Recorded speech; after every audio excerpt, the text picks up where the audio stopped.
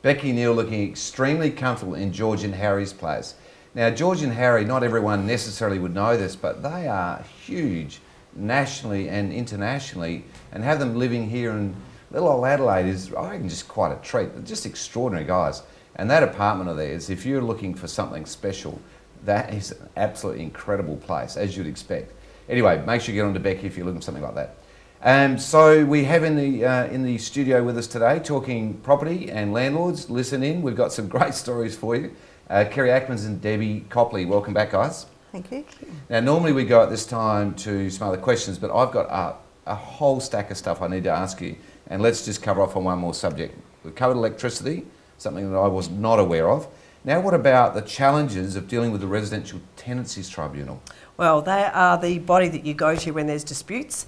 They work according to the Act, but the Act says that a property should be in a reasonable state of cleanliness and that fair wear and tear should be acceptable. Now, that's a very subjective area, and Deb's got a great story about cleanliness on that one, haven't you? So yes. just before you go on, Deb, so what you're saying is the biggest issues that you're having with residential tenancies relates to fair wear and tear, part of the Act?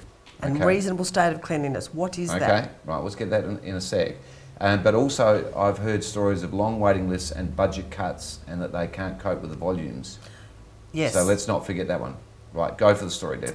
Yes, we've currently got situations where we've applied for a tribunal hearing. They're taking weeks to get us a date. So if it's for rent arrears, a tenant can be another 3 weeks in arrears before we actually get a tribunal hearing. And is that purely workload? So that's because they've had their budget cuts as well, and they've cut back on a lot of staff, so they don't have the admin support that they used to have, and so it's taking a lot longer to get hearings. So if you can't get hearings, the landlord can't get money, or can you get evictions? No, nothing without a hearing. So if you're going for vacant possession because the tenant hasn't paid rent, there's nothing you can do until you get that hearing date. What about emergency situations? Someone's trashing the place?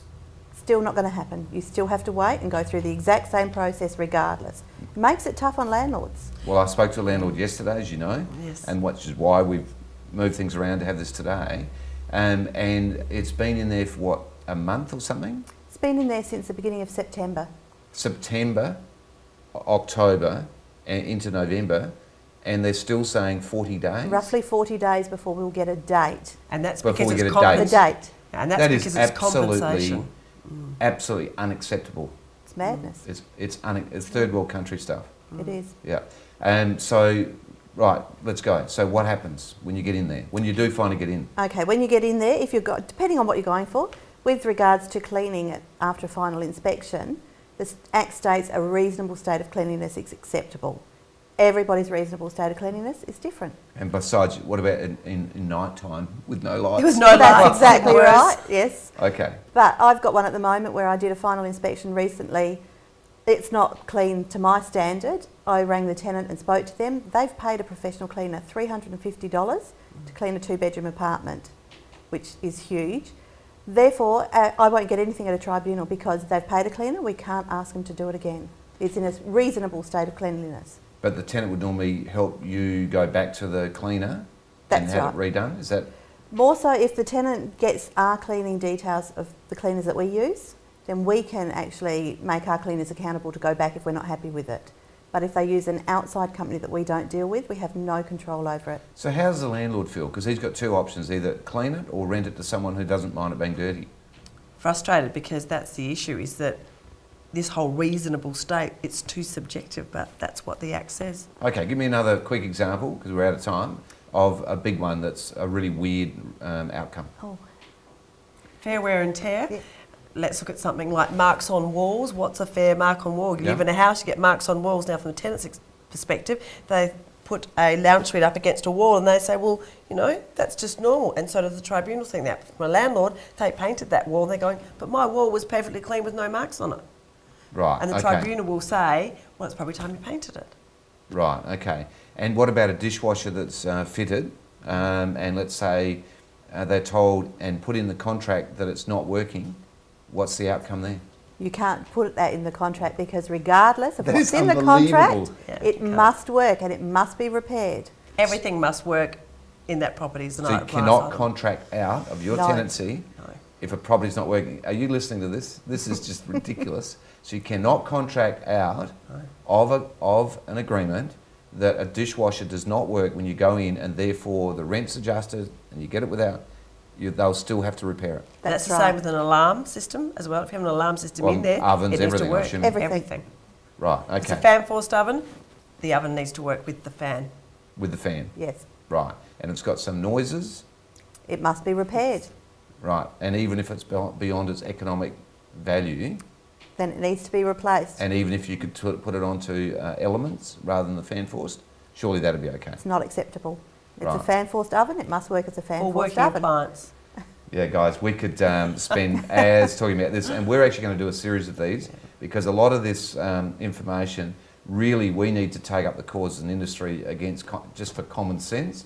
We also need to get some funding for the tribunal so they can start to service the client, which is the community.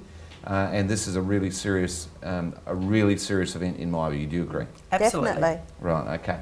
Cool. So we haven't got time for any more of that today, but we will do a series of these because I have got another 3 sheets of stuff like this, which is you just can't believe it's out there. But anyway, it is. Mind you, if you are a landlord, it is very useful to have professional help. So you wouldn't want to be doing it on your own at the moment. So thank you, guys. Thank you. Pleasure. Great to be here. Okay, now let's go and have a look at some hot properties.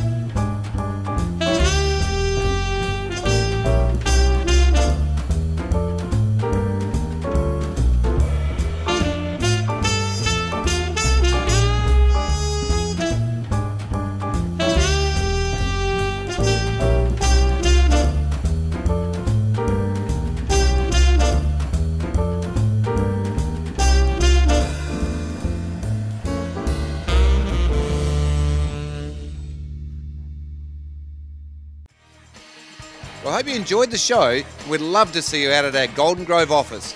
Now, don't forget, next week we'll be back with more magnificent property and, of course, more up-to-date news on the market.